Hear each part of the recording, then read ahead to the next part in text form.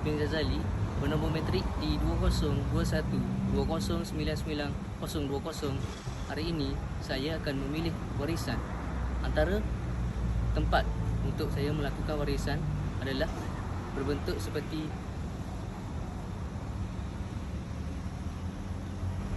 terdapat pelbagai warisan yang terdapat di Kelantan, dan antara warisan yang terpenting adalah saya pilih merupakan kampung baru di Kraftangan kerana ia terdapat banyak warisan yang dapat diperoleh yang berbentuk seperti tempat, latar belakang dan elemen sejarah dalam negeri Kelantan ini.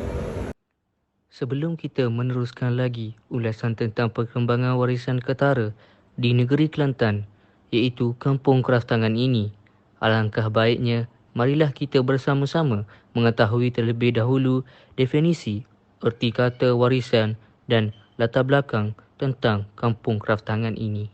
Dari segi maksud, erti kata warisan, menurut Jabatan Warisan Negara, warisan adalah sesuatu yang diterima secara turun-temurun daripada satu generasi kepada satu generasi yang lain.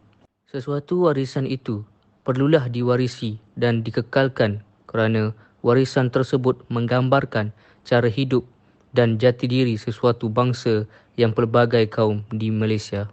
Untuk definisi yang lebih spesifik, menurut Kamus Dewan, warisan boleh bermaksud dengan harta peninggalan, harta pusaka atau sesuatu yang diwarisi melalui turun-temurun atau peninggalan. Seterusnya, mari kita teruskan dengan latar belakang tentang Kampung Kraftangan, Kota Baru, Kelantan. Kampung Kraftangan ini dibuka dan disempurnakan perasmiannya oleh Duli Yang Maha Mulia Raja Perempuan Kelantan pada tarikh 27 Julai 1991. Tujuan penubuhan Kampung Kraftangan ini sebagai pusat perkembangan industri kraftangan di negeri Kelantan. Bangunan dalam kompleks Kampung Kraftangan ini dibina bercirikan rumah Melayu tradisional Kelantan dan dikenali dengan nama balai. Bangunan-bangunan ini diberi nama mengikut bunga-bunga dan tumbuhan.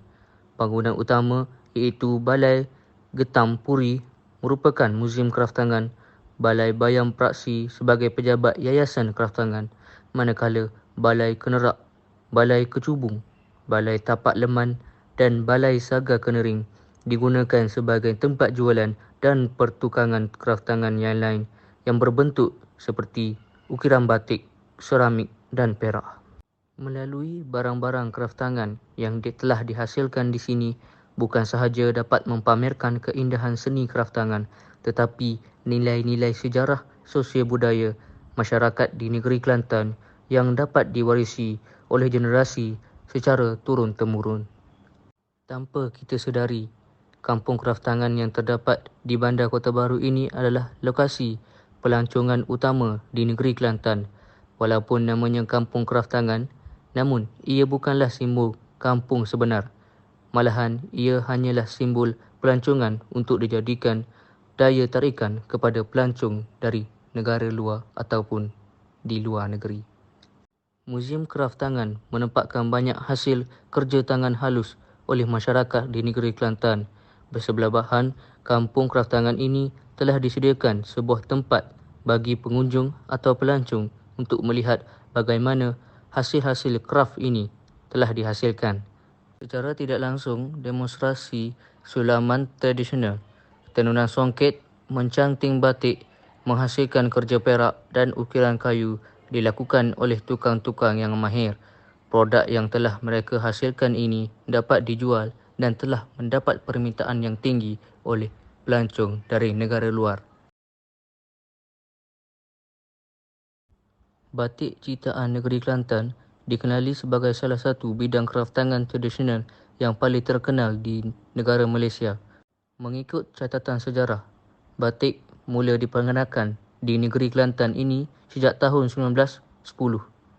Kira-kira pada tahun abad 1770-an, sejenis batik yang dikenali sebagai batik pelangi telah diperkenalkan. Sehingga kini, perusahaan pakaian batik Malaysia telah banyak tertumpu di negeri Kelantan, iaitu di Kampung Kraftangan ini. Impak daripada hasil pengenalan batik di industri kraftangan ini telah membuatkan hasil pembuatan batik amat dikenali di peringkat antarabangsa. Rekaannya yang bermutu tinggi dan bercorakkan yang unik menambat hati peminat pakaian tradisional. Seni batik juga bukan sahaja digemari oleh rakyat Malaysia, malahan pelancong dari negara luar juga meminatinya. Mereka telah menjadikannya sebagai hadiah cenderahati sekembalinya mereka ke negara asal. Gambar berikut merupakan contoh hasil ciptaan batik di kampung kraftangan, iaitu beg tangan kecil atau beg tangan besar bersertakan dengan kipas tangan batik. Tambahannya lagi, terdapat juga hasil ciptaan tekatan atau lebih dikenali sebagai songket yang terdapat di Muzium Kraftangan Kota Baharu ini. Tekatan atau songket seindah nama ciptaan seninya. Tekatan atau sulaman timbul benang emas yang telah dihasilkan dengan menyulam benang emas ke atas kain baldu dengan menggunakan kaedah mempulur kertas yang bertebuk.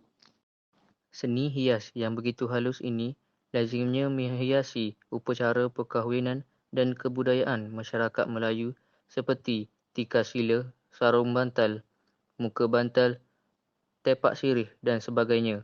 Namun kini, tekatan atau songket ini juga turut diperbagaikan penggunaannya meliputi beg tangan, hiasan dinding, kotak serbaguna, pelapik meja dan lain-lain lagi. Prosedur tekat-menekat merupakan warisan kaum wanita dari zaman berzaman.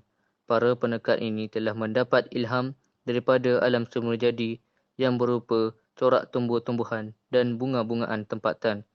Reka bentuk tekatan atau songket yang begitu indah ini memerlukan kemahiran dan ketelitian yang jitu bagi mencerminkan kehalusan dan kelembutan para penekat terbabit. Berikut merupakan gambaran contoh bagi tekatan ataupun lebih dikenali sebagai songket, iaitu beg songket dan kain selendang. Bukan itu saja ciptaan kraftangan yang terdapat di Kampung Kraftangan Kota Baru. Namun begitu, terdapat juga alat-alatan yang telah digunakan oleh masyarakat di negeri Kelantan yang berunsurkan kraftangan. Alat-alat ini menjadi elemen terpenting bagi masyarakat di negeri Kelantan kerana ia telah digunakan untuk melakukan kerja-kerja seharian bagi mendapatkan rezeki, iaitu menanam padi dan sebagainya. Antara alatan untuk melakukan tanaman padi yang terpenting adalah alat mengangin padi. Alat ini telah dapat dibuktikan digunakan untuk mengasingkan padi yang elok dan padi yang tidak elok. Ia telah diputarkan mengikut arah jam dan menggunakan tenaga manusia bagi menggerakkan kipas yang terletak di tengah-tengah. Apabila padi ditiup oleh kipas tersebut, ia akan terbangkan oleh kipas-kipas dan jatuh ke ruang khas yang dibina dalam alat ini. Berikut juga merupakan gambaran alat-alatan kraftangan yang lain yang digunakan oleh masyarakat negeri Kelantan.